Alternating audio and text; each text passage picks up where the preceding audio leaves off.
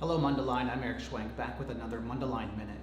Just a warning that this week's video will be a bit longer than normal, as it encompasses 5 separate meetings that were held on Monday, October 14, 2019. These meetings include a Committee of the Whole, Community and Economic Development Committee, Village Board Meeting, Tobacco Hearing, and a Liquor Commissioner hearing. First off is the Committee of the Whole. This meeting was called to discuss changes to the zoning code and other ordinances to allow for adult use cannabis sales within the village of Mundelein. And the meeting serves as an opportunity for the board to discuss the draft amendments brought forward by staff and what changes they'd like to occur. No members of the public chose to speak during public commentary. During this meeting, we discussed zoning districts, permitted versus special use, buffer distance limitations, business registrations, on-site consumption, parking standards, hours of operation, and signage. Out of the proposals brought by the village staff and through discussions at the meeting, we agreed to move forward with the following regulations. Adult use dispensaries may only be located within the C2, C4, M1, and MU zoning districts. These businesses will be a permitted use and not require a special use permit. However, the village board will limit the number of registrations for adult use cannabis or medical dispensaries to 1. Additionally, cannabis dispensaries may not be located 1,500 feet from existing medical or adult use cannabis dispensing organizations, 1,000 feet from schools, 1,000 feet from licensed daycare facilities, or 500 feet from any Mundelein park. Here's a map outlining the properties in yellow where these businesses may operate. The board opted to disallow on-site consumption and increase the number of necessary parking spaces and set the hours of operation from 7 a.m. to 7 p.m. 7 days a week.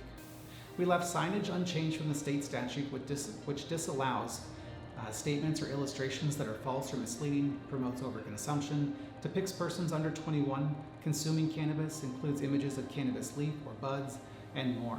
Signage must not be placed within 1,000 feet of schools, playgrounds, recreation facilities, child care centers, parks, libraries, game arcades that permit entry to people under 21, and they may not be placed on transit vehicles or public transit shelters and are not allowed on publicly owned or publicly operated property. After the Committee of the Whole meeting, we took a short break before moving into the Community and Economic Development meeting.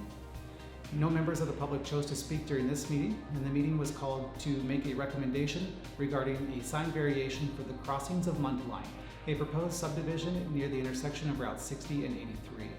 The petitioner asked for a variance for sign placement to help sell homes in the new development.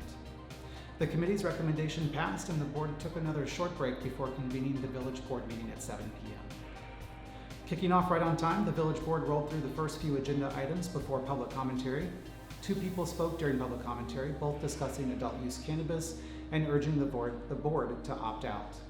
The board heard a presentation from the Mundelein Arts Commission, who presented the winners for the recent photo contest. The theme was sunrise and sunsets over Mundelein. 3 images were chosen out of 60 entries, and they are absolutely beautiful photos. We recessed into a tobacco hearing to discuss and consider a suspension or revocation of the tobacco license issued to Mundelein Tobacco located at 1515 South Lake Street. The owner, who admitted to the infractions of underage sales, was present and made a statement to the board. The trustees weighed in on the seriousness of the issues and voted to revoke the tobacco license. Upon adjourning the tobacco hearing, we moved to a Liquor Control Commission to hear a citation issued to Penn I Incorporated, doing business as Teddy O'Brien's. The business owners were present and admitted to the allegations and explained the situation. The commissioners took a harsher stance as this infraction occurred only 62 days after the license was issued.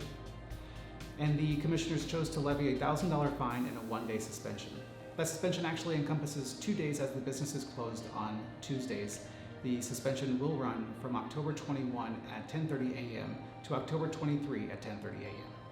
After adjourning the Liquor Control Commission, the village board meeting was convened and moved into trustee reports. The board voted to approve solar collectors on the front yard facing slope of a home located at 3630 Melody Street, adopted 3 resolutions regarding business incentive grants, and authorized the village administrator to execute and present a zoning application requesting the ordinance text changes regarding adult use cannabis. Under finance, the board approved a few motions that were separated so trustees could abstain for conflicts of interest. This included $128.64 to Guardian Sales and Supply for microfiber cloths, $143.78 to Trustee Meyer for reimbursement for expenses while attending the Illinois Municipal League Conference, and $12,680.07 to AT&T and AT&T Mobility. The remaining bills were covered in the governing body bill approval and totaled $1,287,354.69. There were no reports from the Public Works Committee, Public Safety Committee, Building Committee, and up next was the Transportation and Infrastructure Committee. The board approved the Director of Public Works and Engineering to sign an amendment to the Preliminary Engineering Services Agreement for Design Engineering for the McKinley Avenue Pedestrian Overpass totaling $243,878.67.